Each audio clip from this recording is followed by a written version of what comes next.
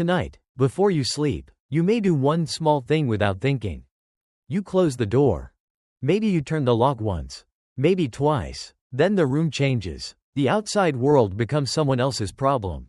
The hallway, the street, the dark window, the strange noise beyond the wall, all of it is pushed away by wood, metal, glass, keys, alarms, neighbors, police, and the quiet belief that sleep belongs to you.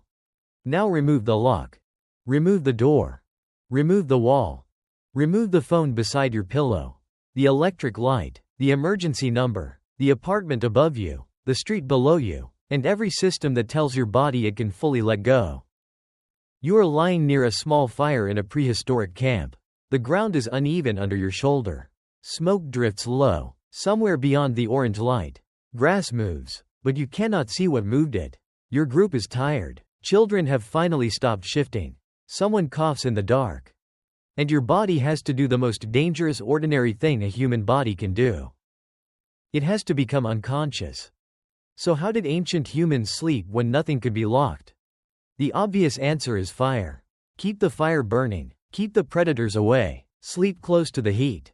It sounds simple, but fire is not a magic wall. It needs fuel. It makes smoke. It can die while everyone is asleep. It cannot recognize a stranger.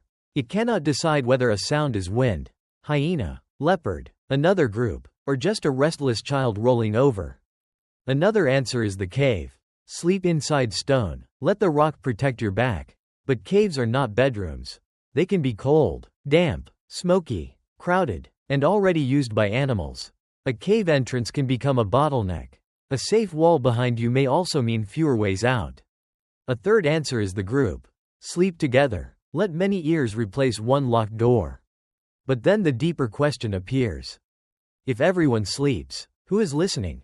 Sleep is not weakness. Every mammal sleeps in some form because the brain and body pay a price when they do not. But sleep also creates a problem. For a few hours, your eyes cannot scan the dark. Your hands cannot hold a spear. Your judgment is gone before the danger arrives. Modern life solves this by building layers around the sleeper. Ancient humans had to build those layers differently. The first layer was location. A good sleeping place was not simply comfortable. It had to answer several questions at once. Is there water nearby, but not so close that insects, mud, or animals become a problem? Is there fuel for the fire? Is the wind pushing smoke into sleeping faces or away from them? Can children be kept warm? Can old people lie without too much pain? Is there enough visibility to notice movement before it enters the camp? These questions sound small until you imagine answering them tired, cold, hungry, and without a flashlight. A soft place could be too exposed. A protected place could trap smoke. A place near water could invite animals. A place away from water could make morning harder. Every sleeping site was a compromise.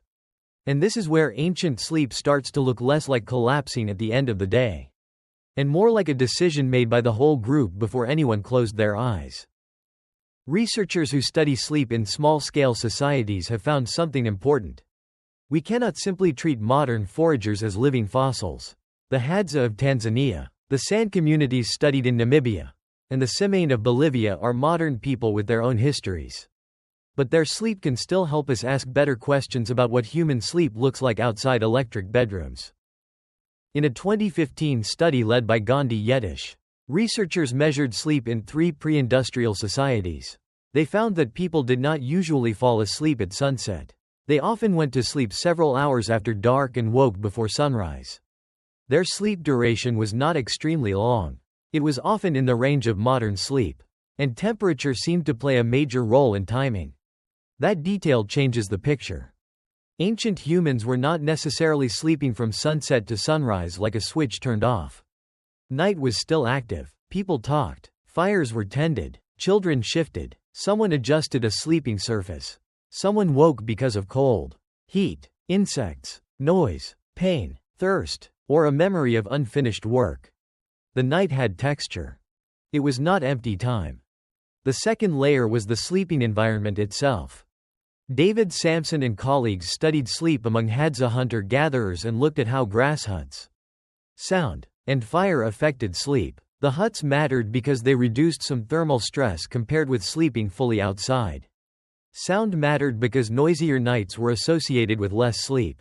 Fire, in that particular analysis, did not simply make sleep better or worse after other ecological factors were considered. That does not mean fire was unimportant. It means fire was only one piece of the sleeping system.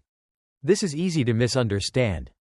A modern viewer sees a campfire and thinks, protection. An ancient sleeper may have felt warmth, smoke, light, irritation, comfort, social closeness, and responsibility all at the same time. The fire could help mark the human zone. It could discourage some animals. It could let people see movement near camp. It could keep a child warm. But it also demanded attention. A fire that protects you is also a fire that asks to be fed.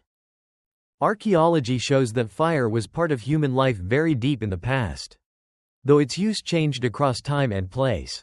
At Wonderwerk Cave in South Africa, researchers have reported strong evidence of burning associated with early human activity around 1 million years ago, with later work suggesting repeated burning even deeper in the cave sequence.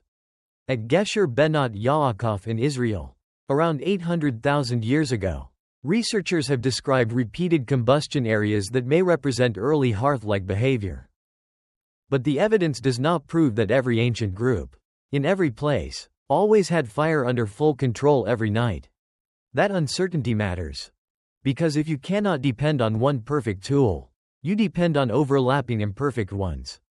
Fire helps, shelter helps, sleeping close helps, choosing the right camp helps. But none of these works alone. The third layer was social. This may have been the real lock. When you sleep in a modern room, your protection is built into objects. When a prehistoric group slept together, protection was distributed across bodies. One person coughs, another turns over, a baby wakes a mother, an elder sleeps lightly, a young adult returns late from the edge of camp, someone hears a branch crack and lifts their head. No one planned a perfect guard shift with a digital schedule. But the group did not need perfection. It needed enough overlapping wakefulness that danger had difficulty arriving unnoticed. This is where a remarkable finding becomes useful. In a 2017 study of Hadza camps, Samson, Alyssa Crittenden, and colleagues examined nighttime activity and chronotypes, the differences between people who tend to sleep earlier and wake earlier, and people who stay active later. Across their observation period, the researchers found that the whole group was almost never asleep at exactly the same time. Different ages and sleep patterns created something like a natural watch system. The old person who wakes early is not just a fragile body at the edge of the fire. The young person who stays awake late is not just restless. Together, their different rhythms may create coverage through the night. This does not mean ancient people never slept deeply. It does not mean every camp had a chosen guard staring into darkness until sunrise. It means human groups may have turned ordinary variation into protection. One person's bad sleep could become another person's safety. One child's noise could wake a parent. One elder's light sleep could notice movement before the whole camp was exposed. The lock was not a metal object. The lock was many nervous systems, loosely connected by trust. But trust has a cost. Sleeping together protects you, but it also removes privacy. Someone hears you move. Someone knows who is restless, who is injured, who is afraid, who is sick, who wakes crying, who sleeps far from the others. In modern life, a closed bedroom door hides the vulnerable body. In ancient life, the vulnerable body was often visible. That visibility could be uncomfortable. It could also keep you alive. Now the central question changes. Maybe the most important question was not, how did ancient humans sleep without locked doors? Maybe it was, how did they create enough safety for the body to surrender? The answer was not one thing. It was a layered system. Choose a place where danger is easier to notice. Sleep near people who know you're breathing, your children, your normal movements. Keep warmth close enough to matter but controlled enough not to harm you. Use shelter when it improves the night. But do not assume stone or grass solves everything. Accept that some nights will be broken by cold, sound, insects, hunger, children, smoke, fear, or the simple fact that the world has not disappeared just because your eyes are closed. And above all, Do not sleep as a completely separate individual. Sleep as part of a group. That is the historical reversal. The missing door was not replaced by one ancient invention. It was replaced by a living arrangement. A modern locked door says, "I am safe because the world has been kept out." An ancient sleeping camp may have said, "I am safer because I am not alone inside the world." Those are different kinds of safety. Modern safety is powerful. It is cleaner, quieter, warmer, and far more private. A locked door is not a small gift. It protects children, old people, injured people, and anyone who needs real rest. Walls and laws and emergency services have removed dangers that no one should romanticize. But they have also made something invisible. When you sleep tonight, other people are still helping you sleep. Builders made the wall, workers made the lock, someone maintains the power grid, someone answers emergency calls, neighbors create social pressure, laws define what others cannot do to your sleeping body. Even your mattress, blanket, and window are part of a huge cooperative system. You may sleep alone, but your safety is still social. Ancient humans could not lock their doors because, for most of human history, there was no door to lock. So they slept inside a different kind of door. A ring of bodies. A chosen place. A managed fire. A shelter when it helped. An elder waking before dawn. A child turning in the dark. A young adult listening after the others had gone quiet. And a group whose members trusted each other enough to become helpless in the same circle of light. Tonight, when you close your door, the sound of the lock may feel small. But behind that click is a very old human need. Not just to sleep. To know that while your eyes are closed, someone, somewhere, is still awake.